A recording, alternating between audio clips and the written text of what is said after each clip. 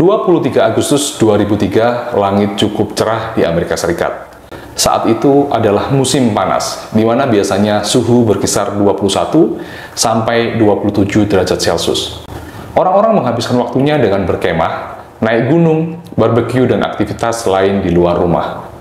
Jauh dari Amerika, bahkan jauh dari bumi, dua orang astronot sedang melakukan misi spacewalk di Stasiun Luar Angkasa Internasional.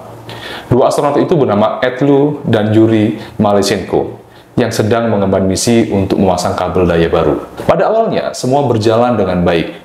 Hingga 45 menit kemudian, tiba-tiba Ed Lu merasa pandangannya berputar-putar. Perutnya mual luar biasa dan ia pun kehilangan kendali atas tubuhnya. Atas dan bawah tidak bisa lagi dibedakan. Pandangannya kabur, gerakannya menjadi kacau.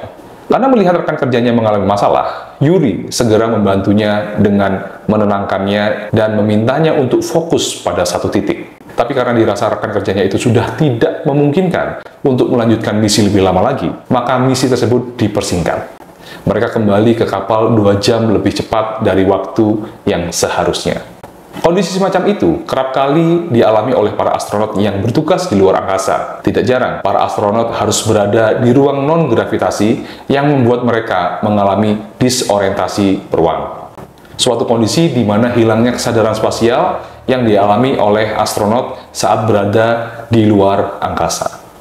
Disorientasi ruang seperti yang dialami oleh Ed Lu ini sangat membahayakan para astronot ketika mereka melakukan tugas, karena bisa saja terjadi kegagalan misi, bahkan kecelakaan yang berakibat fatal pada para astronot. Oleh karenanya, sebelum dikirim ke luar angkasa, biasanya para astronot dilatih terlebih dulu untuk terbiasa dengan kondisi ruang non-gravitasi selama beberapa waktu lamanya, melalui prosedur tertentu. Pelatihan para astronot untuk beradaptasi dengan kondisi ruang non-gravitasi sudah melalui berbagai penelitian. Salah satu penelitian yang cukup terkenal adalah penelitian kacamata pembalik oleh NASA. Penelitian kacamata pembalik dilakukan pada tahun 1990-an. Dalam penelitian ini, para astronot pemula diminta untuk memakai kacamata cembung khusus yang akan membalikkan pandangan mereka 180 derajat. Dalam kondisi ini, mereka melihat atas sebagai bawah dan melihat bawah sebagai atas. Mereka memakai kacamata ini setiap hari, tidak dilepas sama sekali selama berhari-hari. Tentu saja awalnya reaksi fisiologis dan psikologis mereka mengalami goncangan yang hebat. Mereka mengalami kecemasan dan kegelisahan yang sangat mengganggu selama berhari-hari. Dan itu dirasa cukup menyiksa bagi mereka. Meskipun berhari-hari memakai kacamata pembalik tersebut, para peneliti tidak mendapatkan laporan perubahan kondisi para astronot pemula ini. Tidak ada perubahan dari diri mereka yang signifikan. Reaksi fisiologis dan psikologis mereka ya tetap sama, yaitu terguncang. Dari hari pertama, hari kedua, 1 minggu, 2 minggu, semuanya tetap sama. Tidak ada perubahan. Hingga tepatnya pada hari ke-26, para peneliti mendapat laporan yang cukup mencengangkan. Salah satu astronot ternyata mampu melihat secara normal melalui kacamata cembung khusus tersebut. Ia yang tadinya melihat lingkungan yang dipandangnya terlihat jungkir balik, pada hari itu sudah mampu melihat lingkungannya sudah kembali normal padahal masih memakai kacamata. Hari-hari berikutnya, hal yang sama ternyata dialami oleh astronot yang lain. Mereka satu persatu mulai bisa melihat secara normal meskipun menggunakan kacamata pembalik. Meskipun begitu, ternyata ada temuan lain yang tidak kalah menariknya dari penelitian ini. Ternyata, perubahan ke kondisi normal meskipun pakai kacamata pembalik ini tidak bisa terjadi jika sebentar saja mereka melepas kacamata sebelum waktu yang telah ditentukan selesai, yaitu 26 sampai 30 hari. Dari percobaan kacamata pembalik oleh NASA kepada para astronot tadi, kita mendapatkan pelajaran yang berharga, bahwa otak kita memiliki fleksibilitas yang luar biasa. Otak kita memiliki plastisitas, di mana otak selalu menyesuaikan diri sesuai dengan kebutuhan yang diperlukan. Ketika kita dihadapkan pada tantangan dari luar, sebenarnya otak akan selalu menyesuaikan diri dengan keadaan tersebut. Respon alamiah akan terjadi pada fase penyesuaian ini. Kecemasan, goncangan batin, dan rasa tidak nyaman akan menyandera tekad kita hingga kita memutuskan menyerah atau melanjutkan. Ini juga jawaban tentang bagaimana suatu kenyataan diterima oleh pikiran kita. Jika kita selama ini berpikir tidak bisa kaya, mendapat uang puluhan juta itu mustahil, wirausaha itu susah, kesempatan itu jarang, maka itulah kenyataan bagi kita. Proses confirmatory bias terjadi, bahwa kita hanya melihat sesuai dengan apa yang kita yakini saja. Ketika kita percaya bahwa kita tidak akan pernah bisa kaya, maka kita mudah mengabaikan tawaran kerjasama yang menguntungkan. menolak belajar dari buku, menolak nasihat sahabat, bahkan saat ada artikel atau video bagaimana membangun kekayaan, kita menganggapnya hanyalah omong kosong belaka. Lalu mungkin ada pertanyaan dari Anda, loh, saya sudah berusaha setengah mati untuk berhasil, tapi kok saya selalu gagal ya, selalu bangkrut? Untuk menjawab pertanyaan ini, saya teringat pepatah Hindu kuno yang mengatakan, ada 3 misteri di dunia ini, udara bagi burung, air bagi ikan, dan manusia bagi dirinya sendiri. Burung tidak akan pernah menyadari tentang udara, ia terbang begitu saja karena memang burung tidak punya kesadaran. Begitu juga dengan ikan yang tidak pernah menyadari akan adanya air. Ini sama persis dengan manusia yang sebenarnya harus sadar bahwa kita digerakkan dan hidup dalam belief system atau sistem keyakinan.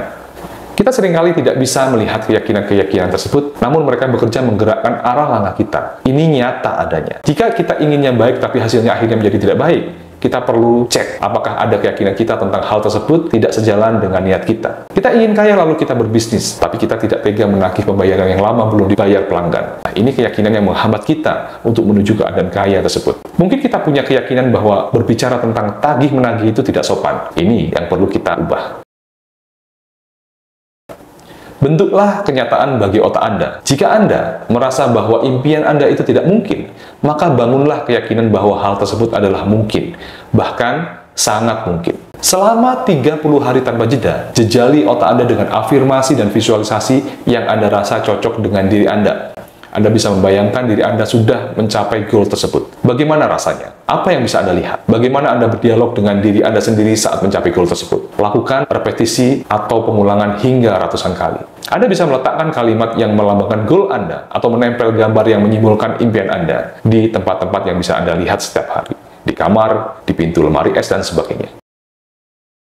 Selain melakukannya berulang-ulang hingga menjadi kebiasaan, Anda juga perlu menambahkan emosi yang intens saat melakukannya. Fungsi emosi di sini adalah sebagai lem atau perekat sambungan saraf Anda yang baru agar menjadi permanen dan lebih cepat dampaknya. Jika Anda melakukan repetisi namun tidak ada emosi di sana, maka ia akan tanpa makna dan mudah untuk terlupakan. Kejadian masa lalu yang masih Anda ingat dengan jelas hingga saat ini biasanya adalah kejadian yang memiliki muatan emosi yang besar. Entah itu rasa kehilangan, kecewa, atau bahkan rasa yang sangat membanggakan atau mengharukan.